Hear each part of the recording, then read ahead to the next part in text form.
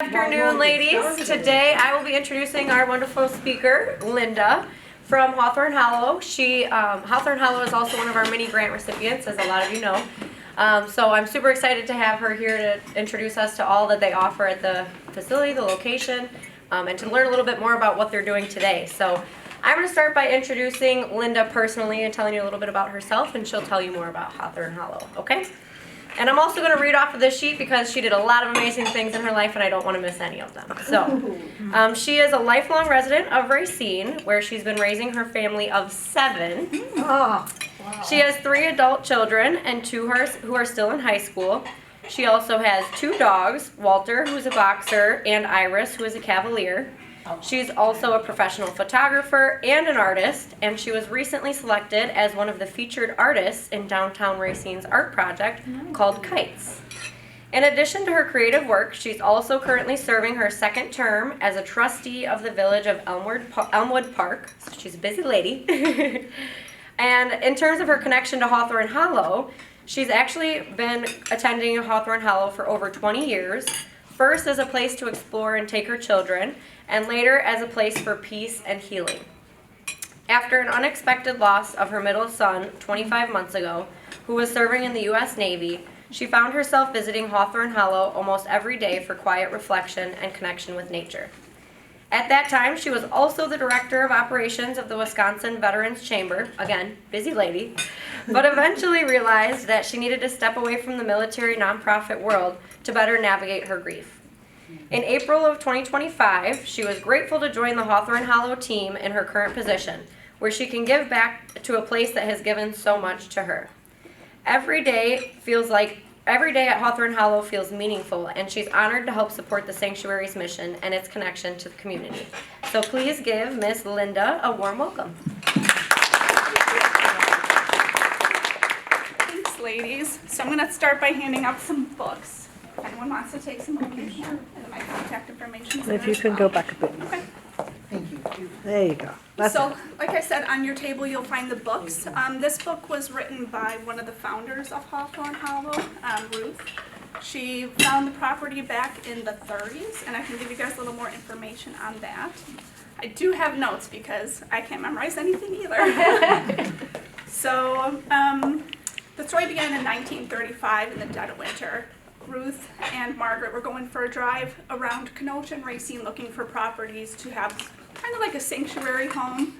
And they were driving down 31, seeing a property for sale. Again, dead of winter, and they pull over. There's a big gravel mound by the road. They get out with their 2 dogs, and they're kind of checking it out, and their dog sees a cat. And it takes off through the 40 acres, and they have to chase their dog dead of winter. They thought the cat was a skunk, so they're totally terrified, and they end up at the Pike River where it's covered in hawthorn trees.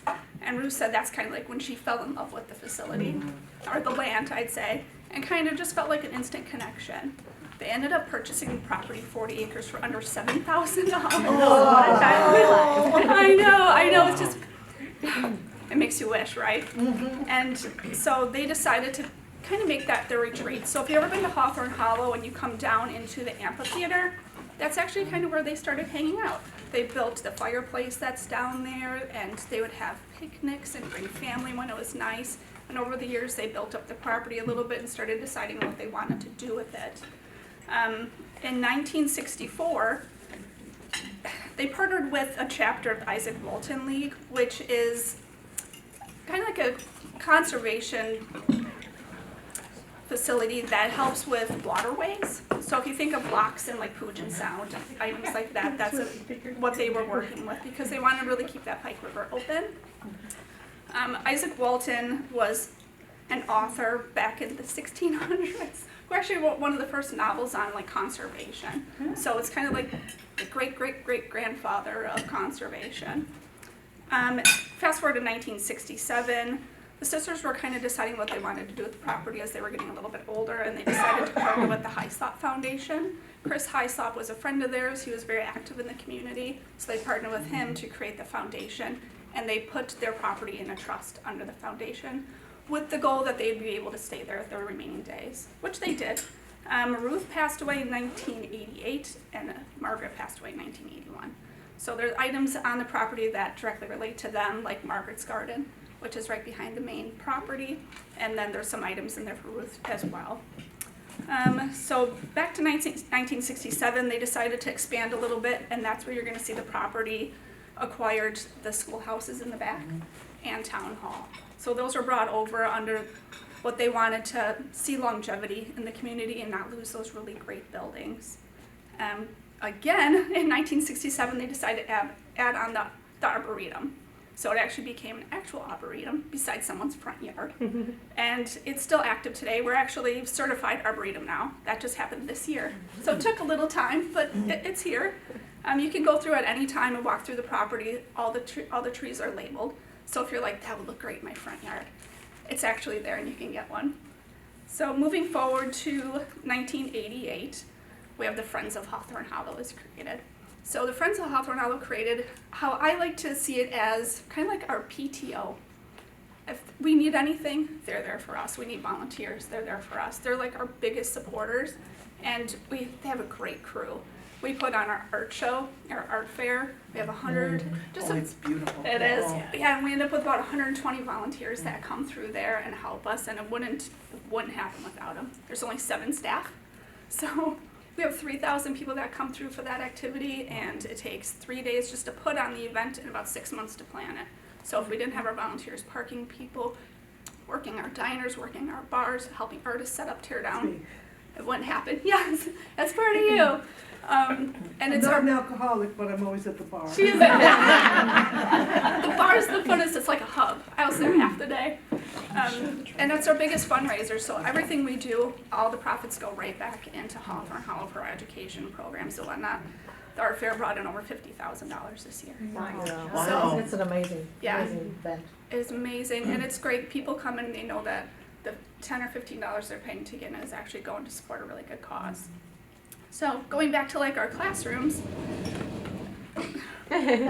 so in the nicer months of the year, we partner with Kenosha's Historical Society, I believe it is, and we do half days with young children. They're about 3rd graders, I believe, and it's the cutest thing you've ever seen. They get off their little school bus, and they're wearing suspenders and straw hats, and they have their little packed lunch like it's 1906, and they have to walk all the way up to the schoolhouse, and right when we're coming to the cusp of the hill where you're starting to see just the top of the school teacher rings bells, and the kids have to line up, girls in one line, boys in another, and they spend a half day, they're writing with quills, they're writing on little chalkboards, they're learning the original Pledge of Allegiance, and it's a really immersive experience. There's no playground, you get the grass. You know, so that type of experience, and they love it. It's actually to the point now when I give tours for weddings and whatnot, the bride will be like, I used to come here when I was a kid and go to the schoolhouse. Which I is, went there in elementary school. right, it's the sweetest thing. So it's very encompassing seeing the past 40, 50 years of just involvement going full circle. And then, so about 10 years ago, we ended up acquiring the property to the south. So that's Ozana Outpost. That was the original farm that was up next to the road. We acquired the property with the hopes of turning it into like a large-scale wedding venue. That did not happen. And we're reimagining kind of that property. But what we did do in the back half was create around Sorensen Pond and what is it called? Chorus Pond. We have a boardwalk back there now. We just opened up our first animal blind.